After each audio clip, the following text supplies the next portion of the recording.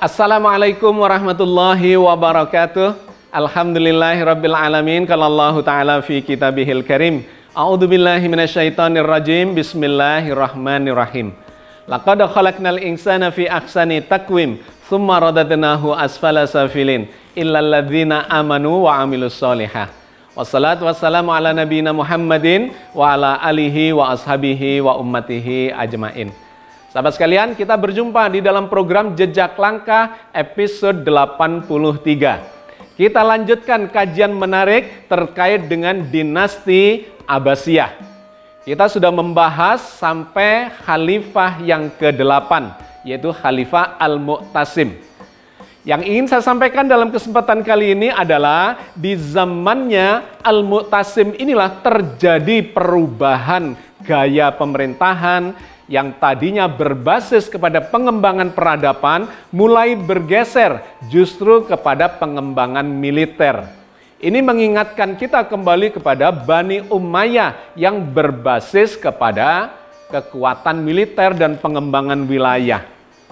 Nah, di dalam kekuasaan Bani Abbasiyah selama 500 tahun, para ahli sejarah membagi itu dalam 5 periode, di mana hampir setiap 100 tahun terjadi pergeseran orientasi dari kekuasaannya. Kita sudah membahas kurang lebih 100 tahun yang pertama, yaitu pada 8 khalifah yang pertama, dan kita melihat bahwa mereka memberikan penekanan kepada pengembangan peradaban, pada kekuatan sains, teknologi, pendidikan, kesejahteraan ekonomi, dan militer itu digunakan untuk menstabilkan pemerintahan saja, tidak menjadi kekuatan utama dan tujuan utama dari kekuasaan Bani Abbasiyah di periode yang pertama itu. Dan menariknya kemudian setelah 100 tahun ini kita akan melihat orientasinya berbeda. Oke, sahabat sekalian, mari kita lihat sebentar ke belakang terkait dengan 100 tahun yang pertama dari kekuasaan dinasti Abbasiyah ini. Kita melihat pada khalifah yang ke-8, Al-Mu'tasim. Ini sesungguhnya adalah putra dari Harun al-Rasyid, di mana Harun al-Rasyid itu berkuasa selama 23 tahun dan oleh sejarah dicatat sebagai zaman keemasan Islam. Di mana pada waktu itu militernya tangguh, tetapi perkembangan peradaban di bidang sains sangat baik, bahkan sangat maju, juga di bidang teknologi, di bidang pemikiran-pemikiran filsafat, dan kemudian ilmu-ilmu pengetahuan, sastra, budaya, dan sebagainya, itu berkembang luar biasa hebat. Dan sangat sejahtera, kekuatan ekonominya sangat besar. Maka anggaran yang besar oleh Harun al-Rasyid digunakan untuk mengembangkan peradaban. Nah, Harun al-Rasyid ini memiliki 3 anak yang menjadi khalifah dari sekian banyak anaknya. Yang menarik, mereka lahir dari ibu yang berbeda-beda dan kebangsaan yang berbeda-beda. Pengganti Harun al-Rasyid adalah Al-Amin. Dia ini adalah putra Harun al-Rasyid dari istri yang bersuku bangsa Arabia. Dia dijadikan sebagai putra mahkota yang pertama, meskipun itu nanti memunculkan friksi. Di mana Al-Amin ini kemudian dijadikan sebagai pengganti ketika Harun al-Rasyid wafat. Dengan catatan ketika nanti dia wafat atau tidak mampu melanjutkan kekuasaannya, maka kekuasaan itu harus dilanjutkan oleh saudaranya, yaitu Al-Ma'mun. Nah, Al-Ma'mun ini adalah putra Harun al-Rasyid dari ibu yang berbeda, yaitu dari keturunan Persia. Di sini kemudian terjadi konflik dikarenakan Al-Amin itu ternyata ingin melanjutkan kekuasaannya dengan cara tidak memberikan tongkat kekuasaannya kepada saudaranya Al-Ma'mun, melainkan kepada anaknya, sehingga terjadi perang saudara. Nah, Al-Amin ini hanya bertahan memerintah sekitar 4 tahun di dalam perang saudara dengan saudaranya sendiri, yaitu Al-Ma'mun. Dia bisa dikalahkan. Maka ringkas kata, kekuasaan bergeser di tangan Al-Ma'mun. Nah, yang menarik di tangan Al-Ma'mun ini, kekuasaan Bani Abbasiyah itu menjadi lebih baik, lebih moncer dibanding sebelumnya karena dia melanjutkan yang menjadi concern dari pembangunan yang dilakukan oleh Harun al-Rashid yang berkuasa selama 23 tahun itu. Yaitu militer sebagai tulang punggung kestabilan politik dan tujuan utamanya adalah mengembangkan kesejahteraan masyarakatnya dan yang kedua mengembangkan peradaban, ilmu pengetahuan dan teknologi. Bahkan digambarkan Al-Ma'mun ini adalah seorang penggila ilmu pengetahuan. Sehingga di zamannya itu lahirlah tokoh-tokoh besar yang sudah kita bahas di episode yang lalu yang melahirkan ilmu-ilmu pengetahuan dan teknologi yang membangkitkan peradaban Islam di zaman keemasannya. Nah, yang menarik ketika Al-Ma'mun ini wafat, dia mewariskan kekuasaannya kepada saudaranya lagi, juga putra dari Harun al-Rashid, tetapi dari ibu yang berbeda.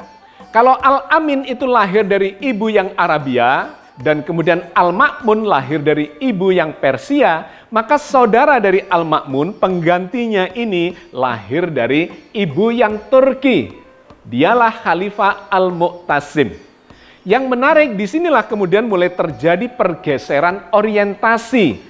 Dari pengembangan peradaban, di tangan Al-Mu'tasim ini pembangunannya dari kekuasaan yang dia kuasai itu ternyata diorientasikan untuk membangun kekuatan militer dan kemudian membangun ibu kota yang baru. Nah, inilah yang kemudian memunculkan masalah dan ternyata ini akan membawa masalah berikutnya sampai munculnya periode yang kedua di mana orientasi dari Bani Abbasiyah yang awalnya berbasis kepada tujuan untuk membangun peradaban itu bergeser ke arah kekuatan militeristik. Di tangan Al-Mu'tasim yang berkuasa selama 9 tahun, kemudian kekuatan militernya ini dibangun sedemikian rupa digunakan untuk menghadapi serangan dari Bizantium misalnya, dari Romawi Timur. Juga untuk meredam kekuatan-kekuatan politik yang melakukan pemberontakan. Tetapi memang bawaan dari Al-Mu'tasim ini tidak begitu suka kepada sains dan teknologi, pengembangan peradaban, melainkan lebih kepada kekuatan militer. Karena memang jejak sejarahnya, jejak karirnya selama dia berkarir di dalam pemerintahan itu memang berada di jalur militer. Jadi dia adalah orang yang sangat militeristik. Nah, yang kemudian menjadi masalah adalah dia membangun kekuatan militer itu dengan mengambil orang-orang Turki. Jadi di zaman kekuasaan Abbasiyah ini yang sangat khas adalah bangsanya sangat heterogen. Tidak hanya yang Arabik saja seperti di zamannya dinasti Umayyah, melainkan mereka memindahkan kekuasaannya dari wilayah yang dekat dengan Arab menuju ke utara. Di zamannya Abbasiyah ini, pusatnya adalah Baghdad, yang kemudian oleh Al-Mu'tasim dipindahkan ke Samara itu lebih utara lagi. Ini adalah kawasan yang sangat terbuka, yang etnisnya itu sangat beragam. Nah, etnis besarnya adalah Arab, Persia, dan Turki. Kemudian dengan berbagai macam bangsa yang lain. Nah, yang menarik, mereka keturunan dari Harun al-Rashid ini adalah dari suku-suku bangsa yang besar itu. Arabik, kemudian Persia, dan akhirnya Turki. Nah, di zaman Al-Mu'tasim yang keturunan Turki ini, dia membangun kekuatan militer berbasis pada orang-orang Turki. Dan dia merekrut itu budak-budak Turki yang berdatangan dari arah utara ke arah Baghdad itu, bahkan sampai kepada panglima-panglimanya. Akhirnya militer ini memang sangat dikuasai oleh orang-orang Turki. Dan celakanya ternyata mereka justru yang melakukan intrik-intrik untuk menguasai kekuasaan dari dinasti Abbasiyah itu. Al-Mu'tasim hanya bertahan sekitar 9 tahun. Dan dalam 4 tahun kekuasaan yang terakhir, dia lebih banyak tinggal di ibu kota Samara yang dibangunnya untuk memberikan keleluasaan kepada panglima-panglima militernya dan orang-orang Turki yang berada di sekeliling kekuasaan dia. Dan ternyata ini menjadi titik balik dari kejayaan Bani Abbasiyah di 100 tahun yang pertama. Bani Abbasiyah memulai berkuasa pada tahun 750 Masehi. Dan Al-Mu'tasim ini berakhir kekuasaannya pada tahun 842. Ketika dia meninggal itu, maka dia mewariskan kepada putra mahkotanya namanya Al-Wathiq bin Al-Mu'tasim yang kemudian bisa berkuasa selama 5 tahun. Tetapi kemudian tercatat dalam sejarah bahwa Al-Wathiq ini kekuasaannya sangat lemah. Dia berada di dalam kekuasaan orang-orang Turki yang menjadikannya sebagai boneka. Penguasa yang sesungguhnya adalah para tokoh-tokoh militer yang ada di sekitarnya itu. Apalagi Al-Wathiq ini tidak memiliki kemampuan sebagai seorang khalifah yang mumpuni. Dia lebih suka sebagai seorang seniman, digambarkan sebagai seorang pemusik, mengarang lagu-lagu yang sangat banyak, digambarkan sampai 100-an lebih lagu yang diciptakannya. Sedangkan kekuasaan dari pemerintahannya dijalankan oleh para tokoh-tokoh militer dari faksi Turki itu. Dan ini memunculkan kecemburuan dari faksi-faksi besar lainnya, yaitu dari kelompok Persia, dari kelompok Arabik. Sehingga terjadilah perpecahan di kalangan militer dan kemudian di kalangan masyarakat luas, di kalangan pejabat. Itu terjadi pergolakan yang memunculkan kemunduran dari kemampuan kekuasaan di zamannya Al-Wathiq itu. Di dalam 5 tahun kekuasaannya terjadi berbagai macam pemberontakan dikarenakan kecemburuan itu. Penggantinya adalah saudara dari Al-Wathiq, yaitu Al-Mutawakkil bin Al-Mu'tasim. Dia bisa berkuasa selama 14 tahun mulai dari 847 sampai 861. Kenapa dia bisa berkuasa selama itu 14 tahun? Ternyata dia mengangkat orang-orang Turki bukan hanya di militer, tetapi di kalangan pemerintahannya. Bahkan sebagai pejabat Perdana Menterinya, dia itu mengambil orang Turki menjadi wazirnya, yaitu Al-Fath bin Haqqan. Dia justru menjadi tulang punggung dari kekuatan pemerintahannya. Maka di zaman Al-Mutawakkil ini semakin kuat cengkeraman dari kelompok Turki itu dan memunculkan perlawanan perpecahan semakin besar dengan kelompok Persia dan kelompok Arabia serta kelompok-kelompok lain yang lebih kecil faksinya. Sebenarnya Al-Mutawakkil ini berkeinginan untuk menghidupkan kembali kejayaan dari para pendahulunya. Dia ingin berkonsentrasi untuk membangun peradaban dan berharap memiliki kestabilan ketika secara militer dan kemudian Perdana Menterinya ditangani oleh orang-orang Turki itu. Memang dia bisa berkuasa selama 14 tahun, tetapi pemberontakan terjadi di mana-mana. Bahkan akhirnya dia dikudeta sendiri oleh kalangan militer. Di mana militer ini memiliki kekhawatiran akan dikudeta oleh faksi-faksi yang lain dan kemudian mereka akhirnya menjatuhkan Khalifah Al-Mutawakkil itu. Terbunuhlah Khalifah Al-Mutawakkil itu. Dikarenakan Al-Mutawakkil waktu itu memang ingin menghabisi karir panglima militernya dan ingin mengganti dari faksi yang lain. Tetapi ternyata justru dia yang terbunuh. Berkuasa selama 14 tahun. Al-Mutawakkil kemudian digantikan oleh anaknya, yaitu Al-Muntasir bin Al-Mutawakkil. Tetapi juga disingkirkan oleh kekuatan militer. Bahkan tidak sampai 1 tahun kekuasaannya, kemudian dia terbunuh.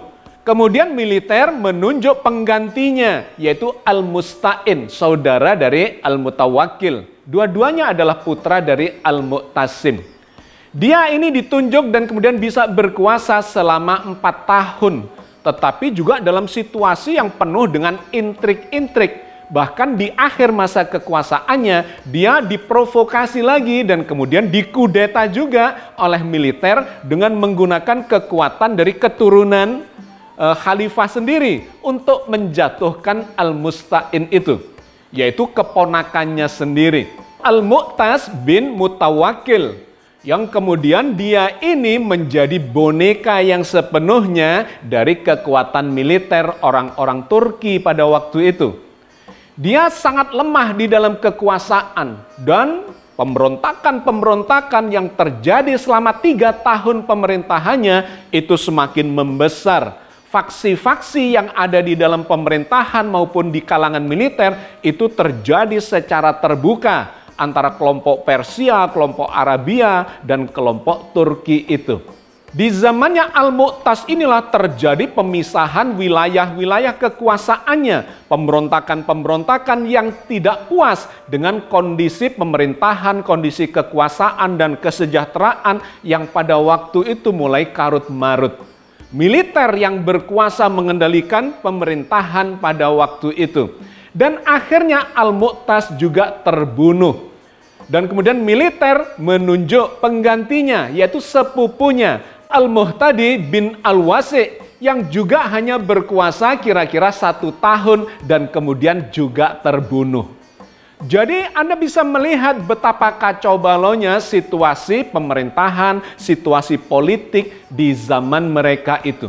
Ini berada di periode yang kedua, 100 tahun yang pertama dan kemudian 100 tahun yang kedua. Untunglah kemudian muncul khalifah yang cukup berani untuk mengendalikan kembali kekuasaan militer dan pemerintahan yang sudah hampir sepenuhnya dicengkeram oleh kelompok Turki itu. Dialah Al-Mu'tamid bin Al-Mutawakkil. Dia mampu berkuasa selama 22 tahun. Apa yang dia lakukan? Dia melakukan sebuah strategi untuk mengganti para penguasa panglima yang ada di militer itu dengan menunjuk saudaranya yang hebat secara militer, yaitu Al-Muwaffaq. Dia ini adalah saudara dari Al-Mu'tamid ini. Nah, ketika dia ditunjuk dan ternyata mampu mengatasi, merebut kekuasaan, kendali dari militer itu, sehingga militer kemudian berada di tangan khalifah melalui saudaranya yaitu Al-Muwaffaq. Nah, disitulah kemudian khalifah bisa mengendalikan kembali kekuatan militer yang dulu dikuasai oleh orang Turki, dikendalikan melalui saudaranya Al-Muwaffaq itu yang menjadi panglima utamanya.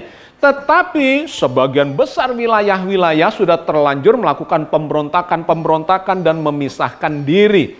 Sehingga praktis selama kekuasaannya 22 tahun itu dia dalam kondisi mengendalikan wilayah-wilayah, pemberontakan-pemberontakan dan ketidakstabilan di masa pemerintahannya.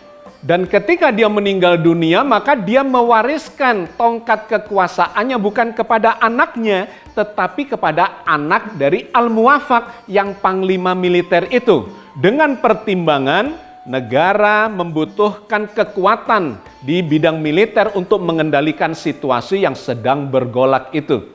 Dialah Al-Mu'tadid bin Al-Muwaffaq yang kemudian mampu berkuasa selama 10 tahun.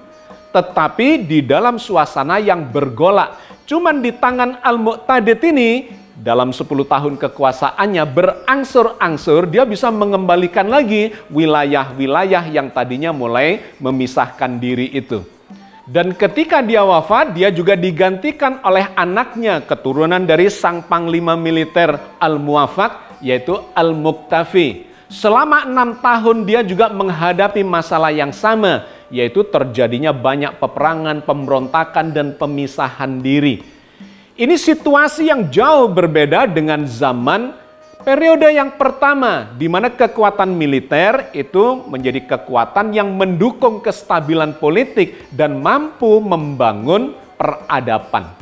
Tetapi di periode yang kedua ini pergolakan dari faksi-faksi di militer maupun di pemerintahannya sedemikian kuatnya sehingga pemerintahannya menjadi tidak stabil dan tidak mampu membangun peradaban seperti di periode yang pertama. Akhir dari periode yang kedua ini berada di tangan Khalifah Al-Muqtadir bin Al-Muqtadid. Dia bisa berkuasa 24 tahun dikarenakan militer sudah tidak sekuat dulu lagi, tetapi justru menjadi bagian penting dari runtuhnya Bani Abbasiyah itu. Tidak mampu lagi menghadapi kekuatan-kekuatan dari para pemberontak dan kemudian wilayah-wilayah yang memisahkan diri dari pusat, yaitu dari Baghdad atau Samarah. Nah, sahabat sekalian, dalam 24 tahun pemerintahannya ini kemudian kekuasaan Bani Abbasiyah semakin melemah, pemberontakan terjadi di mana-mana dan menghantarkan kepada periode yang ketiga. Tetapi menariknya, meskipun terjadi pelemahan kekuatan secara militer dan politik, ternyata sejarah mencatat bahwa peradaban yang sudah diletakkan pondasinya oleh Harun al-Rasyid dan kemudian oleh Al-Ma'mun itu terus bergerak menghasilkan ilmuwan-ilmuwan hebat dan kemudian mengembangkan peradaban, mengembangkan ilmu pengetahuan, sains, teknologi yang melandasi peradaban berikutnya. Sehingga di zaman khalifah-khalifah bahkan sampai periode yang kedua ini pun kita mengenal dalam sejarah muncul itu generasi-generasi ilmuwan yang hebat-hebat. Di antaranya ada nama-nama besar seperti Al-Khwarizmi di bidang matematika, juga ahli astronomi. Kemudian ada nama Al-Kindi, ahli filsafat dan juga ahli matematika dan astronomi. Ada nama Al-Battani, ada nama Al-Haytham atau yang di barat dikenal sebagai Al-Hazen, sebagai bapak optik dunia. Dialah yang menemukan optik yang kemudian menjadi dasar pondasi terbentuknya atau ditemukannya teleskop dan mikroskop.